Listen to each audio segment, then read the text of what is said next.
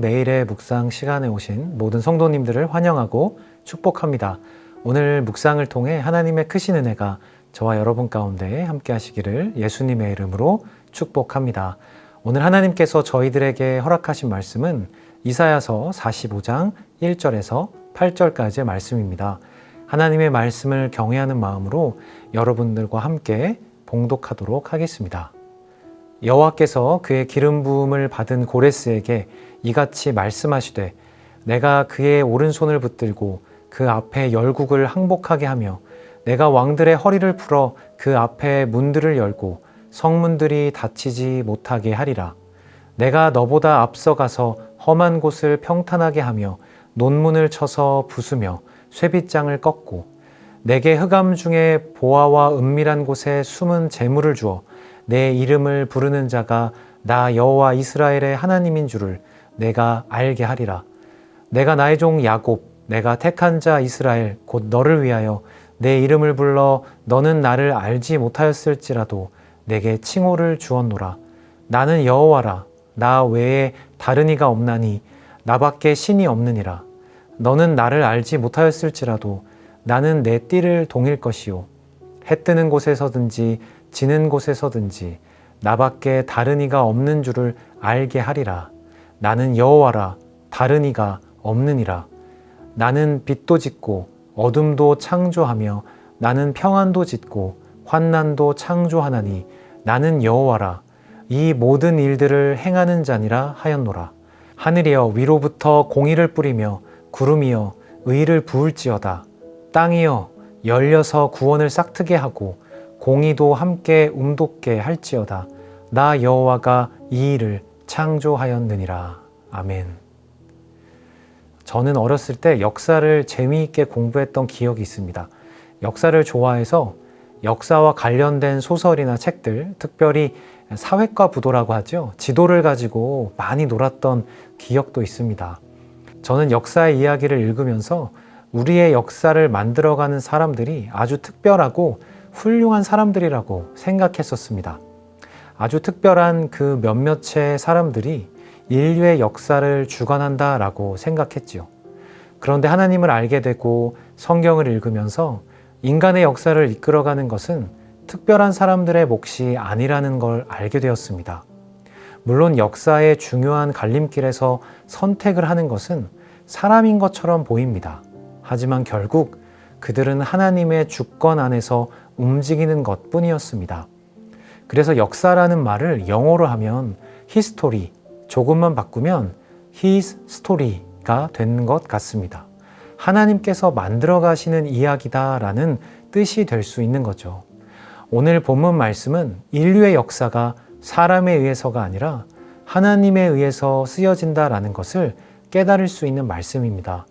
오늘 묵상을 통해 우리의 인생만이 아니라 세계를 통치하시는 하나님의 주권을 묵상할 수 있는 저와 여러분이 되시기를 예수님의 이름으로 축복합니다.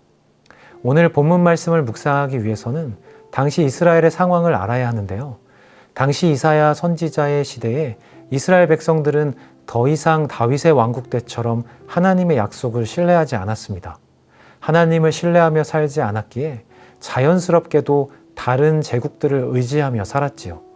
하나님은 이스라엘 백성들이 이렇게 살아가는 것을 원치 않으셔서 하나님께서는 주변의 정세를 사용하십니다.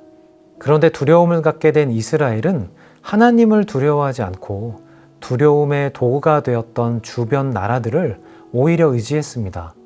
그러다 결국 이스라엘 백성들은 기원전 6세기에 바벨론 제국에 잡혀가게 되지요. 우리는 그 사건을 바벨론 유수라는 이름으로 알고 있습니다. 하나님의 언약 백성인 이스라엘이 바벨론으로 끌려간다는 사실은 당시 이스라엘에게 어떤 의미가 있었을까요? 약속의 땅으로 주신 가나안 땅에서 쫓겨나고 다른 나라의 속국으로 살아가는 것은 마치 더 이상 하나님께서 그들과 함께 하시지 않는다라고 느낄 만큼 엄청난 비극이었습니다. 그러나 성경의 전체 이야기를 알고 있는 사람들은 오히려 바벨론 유수 사건이 그들에게 복이 된다라는 것을 알고 있습니다. 이 일을 통해 이스라엘의 남은 자들이 거룩하게 회복되어 이스라엘을 재건하기 때문입니다. 하나님은 이스라엘이 바벨론에 끌려가는 동안에도 그 순간에도 하나님은 이스라엘과 함께 계셨고 하나님의 선한 계획은 성취되고 있었습니다. 그런데 그 방법이 참 놀랐습니다. 보통 우리는 이스라엘의 강력한 지도자가 다시 일어나고 그가 이스라엘 백성들을 다시 가나안 땅으로 돌아오게 할 것이라고 예상해 볼 수 있습니다. 왜냐하면 과거에 하나님께서 이스라엘을 모세를 통해 이집트로부터 구원하신 적이 있기 때문이죠. 그런데 이번에는 상상할 수 없는 방법을 쓰십니다. 바로 바벨론 제국의 황제를 사용하셔서 하나님께서 여전히 이스라엘 가운데 계시다라는 것을 보여주십니다. 오늘 본문 말씀인 이사야 45장 1절을 보면 하나님께서 고레스를 기름 부음 받은 자라고 부르십니다. 아시겠지만 기름 부음을 받았다라는 표현은 선지자, 제사장, 왕에게만 사용하는 표현입니다. 즉 고레스는 이방인이었던 바벨론 제국의 왕이었지만 하나님께서 택하시고 하나님께서 쓰셨다라는 의미이죠. 하나님은 고레스 왕마저도 마음껏 사용하실 수 있는 분이시다라는 것을 우리는 알 수 있습니다. 결국 고레스 왕은 본인의 계획과 의지대로 나라들을 점령하고 통치하는 것처럼 느꼈겠지만 그 뒤에 하나님께서 일하고 계셨습니다. 하나님은 고레스 왕을 통해 역사를 주관하고 계셨습니다. 이 이야기는 우리에게 큰 의미가 있습니다. 우리가 살아가는 세상을 보면 이 세상이 아주 혼란스럽고 복잡하게 돌아가는 것 같지요. 지금 전쟁도 일어나고 있고 물가는 급격하게 올라가고 있습니다. 기후의 변화가 아주 심합니다. 앞으로 또 어떤 일이 일어날지 우리는 알 수가 없습니다. 그런 일들이 우리를 두렵게 할 수도 있겠습니다. 그런데 이 모든 일은 하나님의 주권 아래에 있습니다. 물론 우리가 그 일들을 겪을 때 하나님께 불만을 표출할 수도 있겠죠. 바벨론에 끌려갔던 이스라엘 백성들처럼 말이죠. 하지만 이 땅의 모든 역사는 하나님의 손을 벗어난 적이 없고 하나님은 하나님의 목적을 이루어가고 계십니다. 이 땅에 일어나는 어려운 일 가운데 두려움이 우리의 마음을 엄습할 때 기억하시기를 바랍니다. 하나님은 한 번도 쉬지 않으시고 역사를 주관하시며 우리 가운데 계시며 두려움을 주는 어떤 상황에서도 우리의 삶은 주님 안에 있기에 안전하다는 것을 말이죠. 사도 바울은 자신이 고난과 어려움 속에서도 하나님의 선한 목적과 주권을 신뢰하고 있었기에 그가 감옥에 갇혀 있을 때도 빌립보서 1장 21절의 고백을 할 수 있었습니다. 이는 내게 사는 것이 그리스도니 죽는 것도 유익함이라. 어떤 경우에도 우리의 삶은 예수님께 붙들려 있기에 안전한 것이죠. 고레스 왕을 사용하셔서 이스라엘을 통치하셨던 하나님께서 영원히 기름 부음을 받으신 메시아 예수 그리스도를 우리 가운데 보내셔서 여전히 우리의 삶을 통치하고 계십니다. 그리고 하나님은 오늘도 우리에게 가르쳐주고 계십니다. 나 외에는 다른 이가 없다라고 말이죠. 하나님 이외에 우리를 다스리는 신은 우리의 삶에 존재하지 않습니다. 사랑하는 성도 여러분, 우리를 다스리시는 하나님을 신뢰하십시오. 그리고 그분이 우리에게 허락하시는 환경이 때로는 고통스럽고 어려울지라도 그 이후에 반드시 우리 가운데 선한 일을 이루어가고 계십니다. 그렇게 하나님의 선한 목적으로 우리를 통치하는 분이심을 잊지 마시기를 예수님의 이름으로 축복합니다. 기도하겠습니다. 하나님 아버지 감사합니다.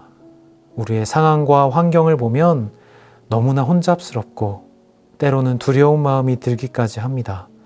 앞으로 어떻게 우리의 삶이 변화될지, 어떻게 힘든 상황 속에서 살아가게 될지 알 수 없습니다. 하지만 우리가 신뢰하는 것은 그 환경이 아니라 바로 예수님 한 분이십니다.